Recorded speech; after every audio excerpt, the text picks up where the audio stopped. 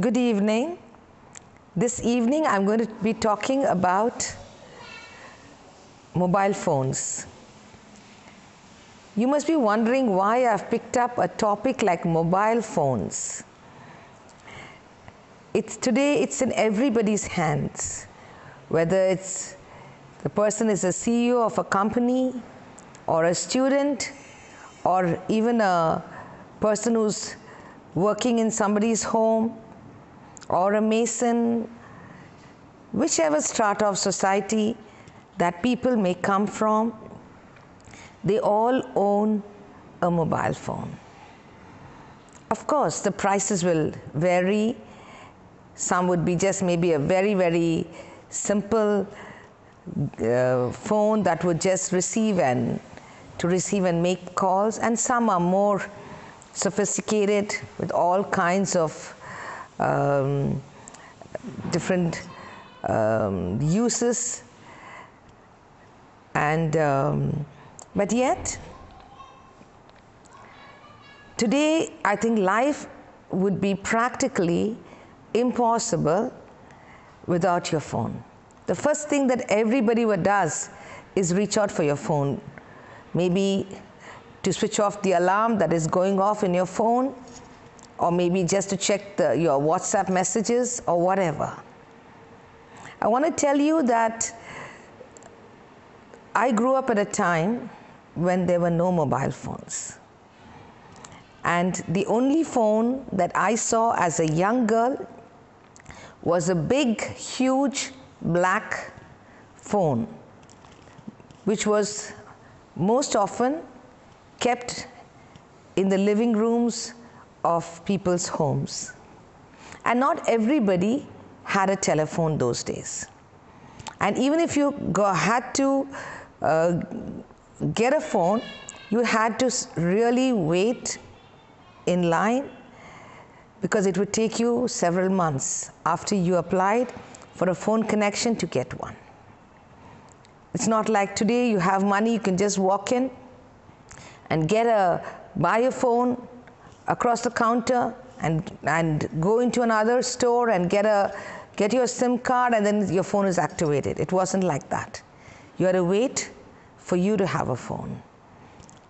And when I was growing, it was not uncommon for your neighbor to drop into your home and ask to use your telephone. And very often we would graciously allow them to use our big black phone, and we would discreetly go away so that they would have privacy to talk.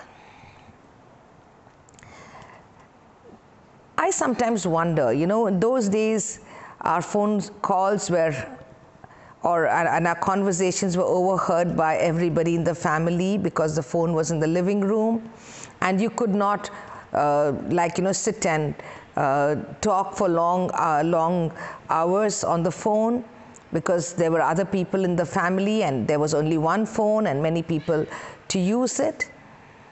And even making calls, like for example, like if you had to call somebody in another city, you'd have to place a trunk call and wait for them to call you, and then only you could call. It's not like today you can just at a flick of a button call any of your friends in any part of the world. It wasn't like that.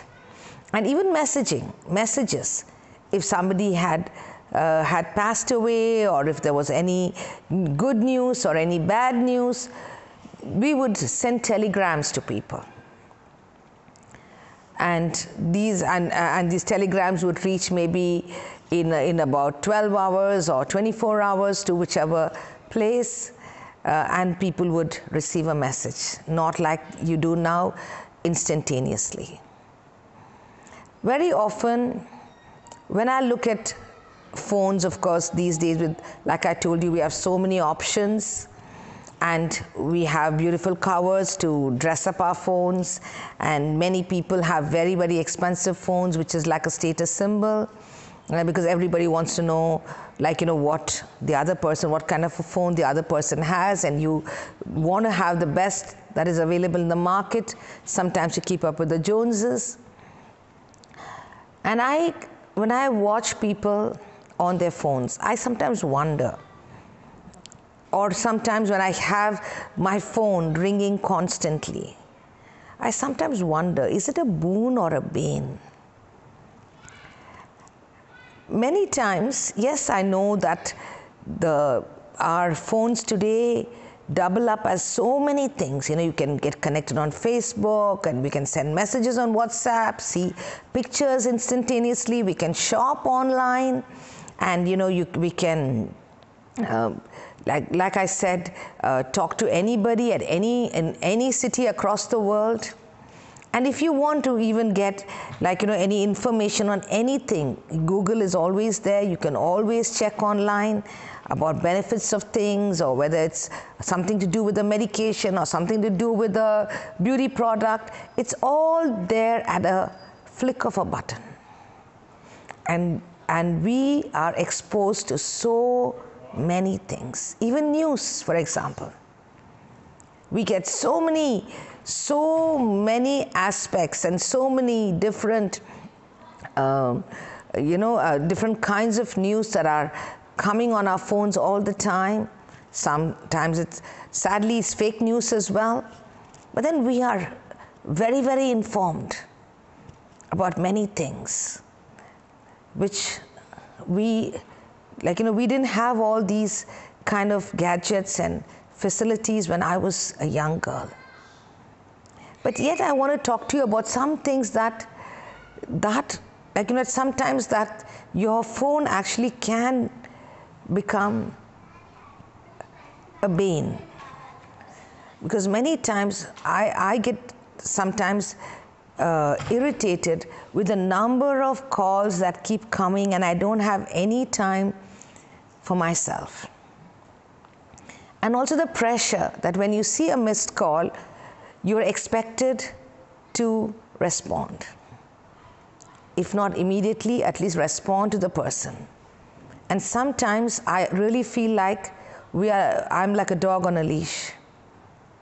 Wherever I go, people keep calling, and people can follow and come into my space. And that is something that I don't really like, because I did not grow up with it. We grew up being free, having our own time, our space, able to have a nice leisurely afternoon nap without being disturbed by the constant, the clings and the clangs of messages coming in, or the phone ringing. We never had all these things. Yes, of course, we can always put it on silent mode and we can sleep. But when you wake up, you see so many missed calls, and you think like, oh gosh, the next 1 hour is gone because I've got to call these people.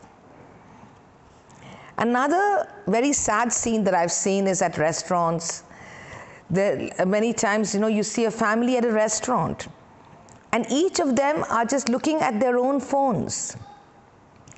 There's hardly any interaction at the table, at the dinner table. In our times, when we went out for dinner, it was a nice family time where we would sit, we could talk, we would laugh, we would interact, and it was something that the table was a place of conversation.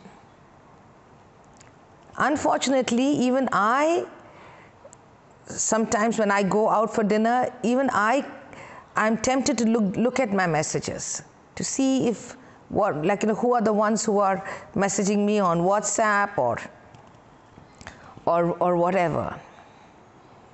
Yes, I know that your phone today has become an integral part of your life. But I think that we need to really know how to hit upon the right balance, where we are not kept by our phones, but we keep our phones. And we are not constantly pressured into looking at our phones, and sometimes ignoring even the person who's sitting beside you, maybe driving with you in the car or sitting across your dinner table. Or the phone doesn't rob you of your family time. Because I see that in many, many homes. The kids are sitting around, and the wife and the husband are both looking at their phones. and they don't have time to actually sit and interact with their family. Even a good thing, when it's taken beyond a particular point, it's not a boon anymore.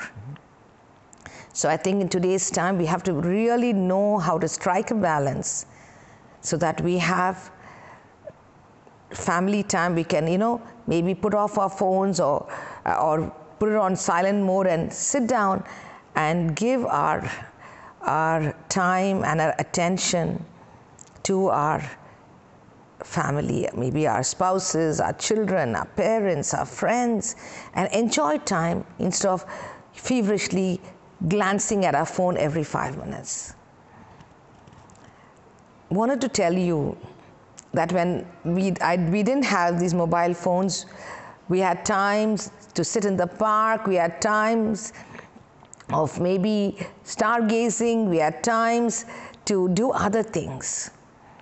And many times this big black phone was not like a millstone around our neck. It was just sitting down there in our living room, and if you missed a call, you missed it. And you were answerable to no one. So we need to know that we need to hit a middle path so that we are not caught up with this gadget which invades our time and invades our life and invades our time and takes us captive. We need to know how to possess things and not let things possess us.